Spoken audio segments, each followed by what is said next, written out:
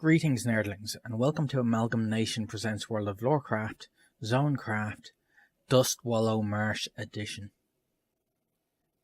Dustwallow Marsh was once a high plain filled with haired animals that thrived on the tall grasses.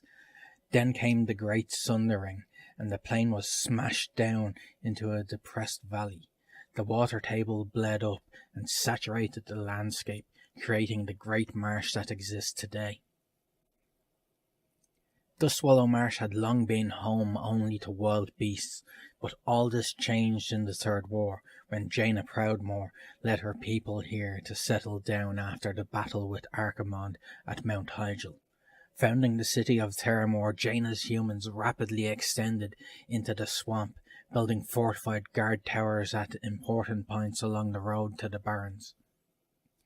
The ogres of Stonewall, having settled in the region after Troll brought a regiment of them to Callandor with his fleet, were called to war upon the humans by their newly established leader, Rexar, in response to an attack by Admiral Proudmoore and his Kultir's minions. Dustwallow Marsh saw a great skirmish between the opposing forces, leading to the death of the zealous, albeit misguided, hero of the Alliance. Perhaps it was because of extreme terrain conditions that neither the Horde nor the Alliance had succeeded in establishing an extensive presence in the area. Located on the rocky tip of the peninsula on the eastern shore, the citadel of Theramore Isle was the home of Jaina Proudmoore and a great bastion of the Alliance. The gleaming walls of this bastion, however, often served to contain the Alliance, and its presence did not extend far beyond them, despite a number of scattered checkpoints and towers that dotted the road leading to the Barrens. Theramore Isle's military saw a dwindling, partly due to the ever-increasing number of desertions, although why so many people had chosen to forsake their place with the Theramore garrison remains a mystery. Despite bordering on Horde-controlled territory, Tauren and Orc presence in Dustwallow Marsh was equally marginal and was largely confined to the Brackenwall village to the northwest, founded by the Stonewall Ogres and ruled by the iron fist of their leader, Muk Moruk.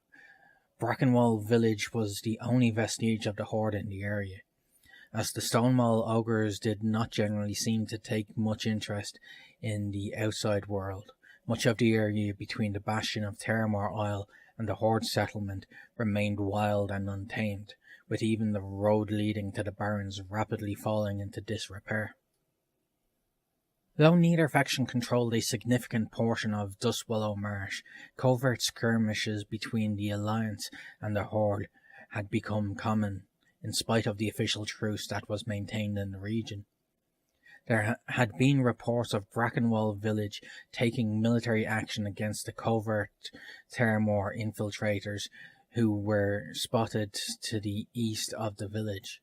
Other sources indicated that a number of Horde spies had been murdered or simply disappeared while attempting to infiltrate Theramore.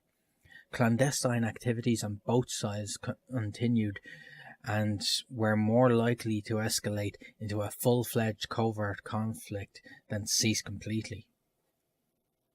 In the south of the marsh, the Black Dragon Flight had established a presence. Consequently, these regions of the swamp had come to be known as the Dragonmurk and the Wormbog. Until recently, the Stonewall Ogres lived in Stonewall village in this region in relative peace. The Moknathal Rexar assumed leadership of their tribe some time ago and forged an alliance between the Stonewall and the Horde.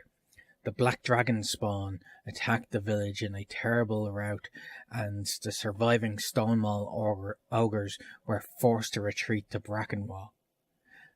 They have sworn revenge on the usurpers. It is said that this wilderness is also home to Onyxia, a great dragon and the daughter of Deathwing, although few adventurers have ever ventured into her lair and lived to tell the tale. Geography of Dustwallow Marsh. Dustwallow is a temperate to hot weathery swamp Dustwallow Marsh is located southeast of the Barrens and north of Thousand Needles. The swamp curls to the east, forming a bay around the island of Terramore. Dustwallow is a floodplain fed by underground springs and surrounded by the dry savannas of the Barrens.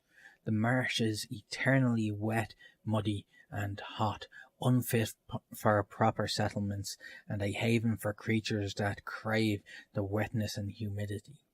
Narrow banks of slippery mud separate endless stagnant pools and algae-choked channels, making Dustwallow a traveller's nightmare. The roads that cross the fen are muddy and treacherous, and the surrounding swamp is even more dangerous to traverse. Those who mistake the thick, wandering bogs of the marsh for solid land may fall through, only to have the floating plants close above and trap them in the brackish water. Dustwallow teems with predators that lurk just beneath the surface of every pool and skulk behind every bush. In the east, the turbid water of the marsh mixes with salt water from the sea. The rocky form of Terramore Isle lies just beyond in the bay. The marsh is the best way to approach Terramore by land, as jagged rocks outside the bay make sailing directly from the goblin city of Ratchet difficult. The marsh's southern expanse grows rockier as it approaches Thousand Needles. The pools are larger and far deeper, with half-submerged rocky outcrops. Many of these rock clusters have openings that lead into cave systems. The caves are often surprisingly dry and serve as lairs for a variety of beasts. Some conjecture exists whether the caves are interconnected with the underground river that keeps the swamp submerged, or if they might even extend out to the sea. The hundreds of shallow pools that comprise the marsh hold creatures ranging from massive plant-eating kodo beasts to ambushing packs of raptors to territorial water-loving murlocs. The saltwater swamp of East Dustwallow is a popular breeding area for the murloc packs. Indeed, the waters teem with aquatic creatures of all sorts. Humans and murlocs drag nets down the channels to harvest gigantic mudfish, but also pull in everything from alligators to eels. Poisonous snakes hang from the trees, and some of the larger specimens are known to drag the unwary up into the branches. Of course, these dangers are nothing compared to those of Dustwallow's southern region. The rocky outcroppings common to this area are ideal lairs for black dragons, and those creatures are so common in the area that it has earned the name Wormbog. It should also be noted that the zombies and spirits that haunt the areas of Witch Hill and Swamplight Manor do not appear linked to the Scourge or the Lich King, but may be the sole work of the demon Zelfrax, who is summoned and defeated at the end of the quest chain cleansing Witch Hill. The raid dungeon on Nixia's Lair and the micro-dungeon Alcaz Island can be found in this area. No other dungeons or battlegrounds are located here. Thank you for watching, and as always, remember, play to game and game to play.